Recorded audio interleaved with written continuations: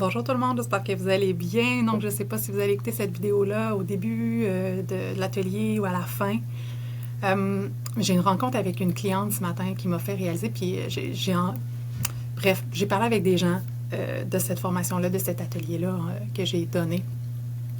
J'ai réalisé que c'était important que je fasse, je ne sais pas si je dois dire une mise en garde ou je ne sais pas exactement comment je dois l'appeler. Cette formation-là, elle est conçue pour les gens qui disent « OK, je vais agir en leader dans la situation. Il y a un terrain de jeu possible. Je vais prendre le lead pour, en observant la situation, voir où pourrait être le terrain de jeu. » Mais je réalise qu'il y a peut-être une chose que je n'ai pas nommée, qui est vraiment importante. Dans ma façon de travailler, en fait, dans mon modèle, je travaille aussi avec les couples puis par rapport à leur intimité. Puis je présente ma façon de travailler en 3 phases. Parce qu'à la base, j'étais sexologue. Je ne suis plus sexologue maintenant. Mais bref, quand les gens veulent développer de l'intimité, ce que je nomme, c'est que la sexualité, c'est une compétence de haut niveau. Puis avant de se rendre là, il y a 3 phases importantes dans une relation à développer. La première phase, c'est toute la capacité à établir un espace où il va y avoir de la confiance. Donc, c'est développer toutes ces compétences, d'établir un contexte qui va être sécuritaire. Donc, dans le jeu de la cachette, ça va être établir des frontières du terrain de jeu. Dans quel espace on joue? Pendant combien de temps on joue? Établir les frontières, puis s'entendre sur ces frontières-là. Pour accéder à un espace de complicité où il y a un jeu possible, il faut qu'il y ait ces frontières-là qui soient là. Les frontières sont au service du jeu. Les frontières servent, dans un cadre relationnel, servent à soutenir la relation, soutenir le jeu, soutenir le plaisir. On ne met pas des frontières n'importe quand, n'importe comment.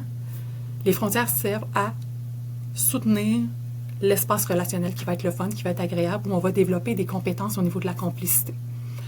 Puis quand on a développé ces compétences-là, qu'est-ce qu'on fait pour être capable de développer de la complicité? Là, on peut accéder à de l'érotisme.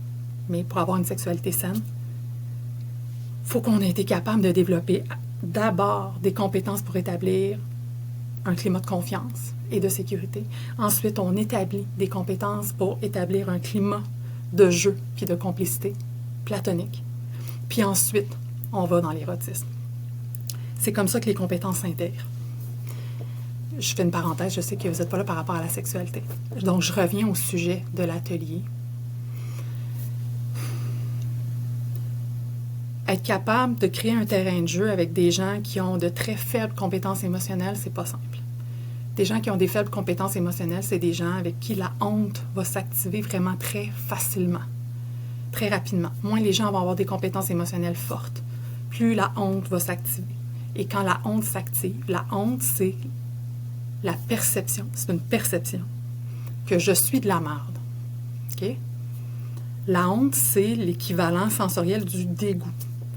Quand je mange quelque chose puis que le cœur me lève, c'est mon organisme ne peut pas prendre ça à l'intérieur de lui. Fait qu'il faut que je le fasse ressortir au complet. Puis non seulement je le fais ressortir au complet, mais en plus, j'en fais ressortir bien plus. Parce que je vomis pas juste ma dernière bouchée, je vomis comme tout ce qui était dans mon estomac encore.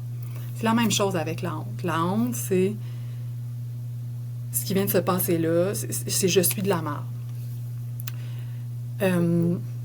Dans un contexte de groupe, ça devient dangereux quand les gens, leur façon de faire face à la rage, c'est justement de le vomir sur les autres et de ne pas se soucier d'être destructeur. Donc, je suis tellement pas capable de composer avec ma honte que je m'en fous de te détruire. OK? Donc, ce qu'on pourrait appeler la violence. Donc, prendre la décision d'aller créer un terrain de jeu avec des gens qui vont avoir ce type de mécanisme-là, ça prend des compétences de haute voltige, de « OK, vraiment, c'est pour ça le plan. Qui est cette personne-là? Dans quel contexte je m'en vais? » Puis, tu sais, je réalise qu'une des choses que j'ai pas nécessairement proposées dans l'atelier, parce que je pensais pas nécessairement aux gens qui avaient ce niveau-là de violence, mais, tu Tu sais, si vous voulez y aller avec des gens qui ont vraiment des comportements violents, tu sais, dans l'atelier, je parlais des facteurs facilitateurs. Ça va être nécessaire d'identifier les déclencheurs de honte, puis les déclencheurs de crise, puis d'actes violents. Que ce soit de la violence physique ou que ce soit de la violence verbale ou psychologique. Parce que pour être dans le terrain de jeu, il faut que tout le monde se sente en sécurité, puis quelqu'un qui a honte, à ce moment-là, ça ne veut pas dire qu'il n'est pas en sécurité, mais ne se sentira pas en sécurité, puis il va essayer de rejeter tout ce qui vient de l'extérieur, puis qui est associé à quelque chose de dangereux. Je ne ferai pas un atelier parallèle par rapport à ce thème-là, puis tu sais, si c'est un peu abstrait pour vous, ce serait pertinent que vous m'écriviez puis que vous preniez un rendez-vous pour qu'on établisse un plan. Parce que là, il y a l'aspect de la sécurité là, à mettre en place. On ne va pas faire ça n'importe comment. Tu sais, je vous dis que la première étape, c'est la confiance puis la sécurité. Ces éléments-là doivent être là d'abord pour vous. Si vous faites le choix d'aller créer un espace de complicité avec ces gens-là, c'est parce que vous avez la capacité puis la compétence d'assurer votre sécurité au minimum. D'abord la vôtre.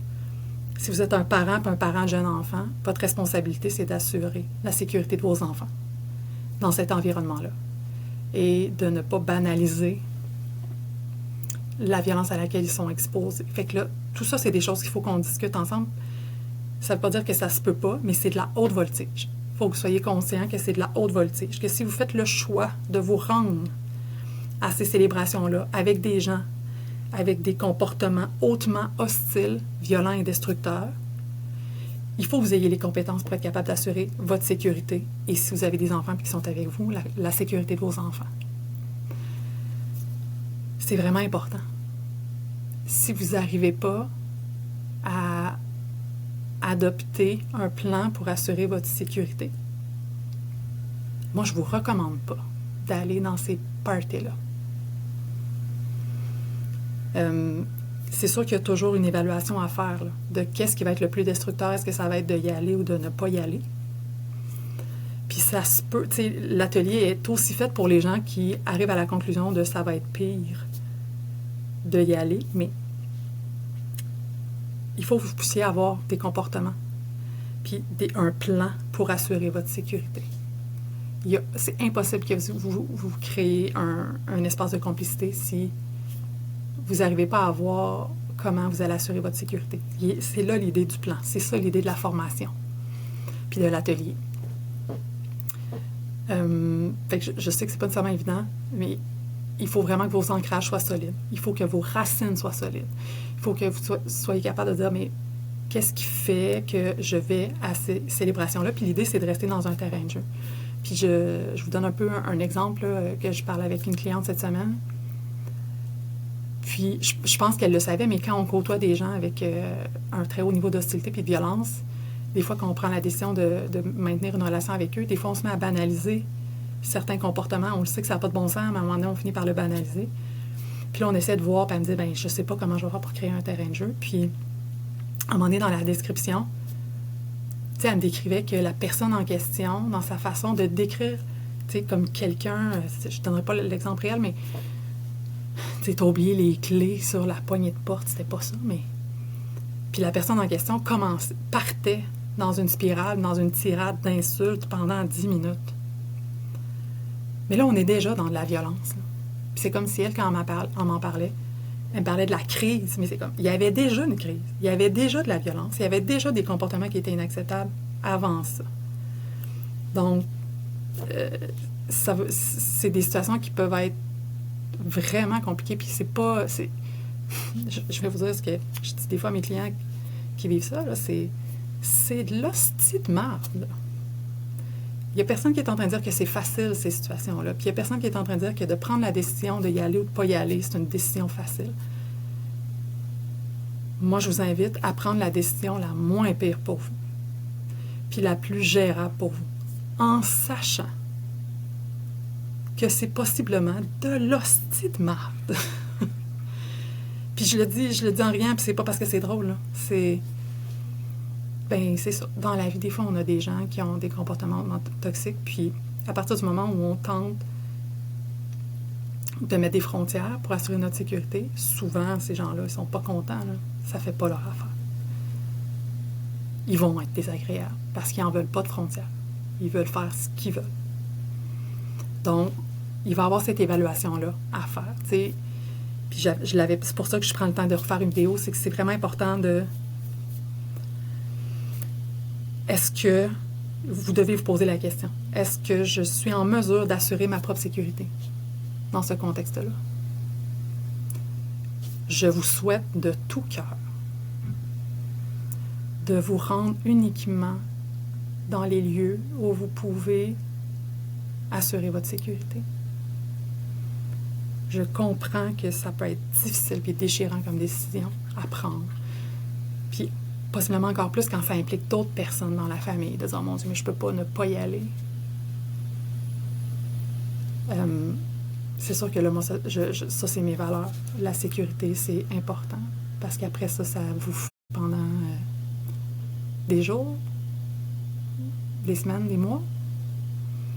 Je vous souhaite vraiment de prendre des décisions qui vont vous assurer un certain niveau.